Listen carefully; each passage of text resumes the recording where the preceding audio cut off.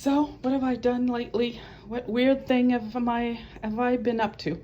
So this Vanessa, my daughter, had styrofoam container, and this I got online. Usually it's for aquariums. It's to maintain your water temperature usually, but it can also work for this. And what is it?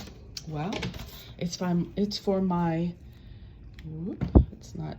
bread levain, my yeast, and right now I just added flour and water to it, but it was dehydrated and I rehydrated it.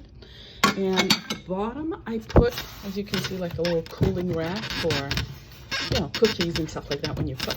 And this is a little mat you use for when you plant your seeds, I mean. And so it keeps it warm. So I just screwed it in and set what I wanted for temperature. Put some tape so that it would stick together. I just closed it and it maintains the temperature. They sell these machines for quite a hefty price, and I thought, hey, let's save a styrofoam container and do this myself. Found the instructions online, a do-it-yourself type thing, and quite proud of myself.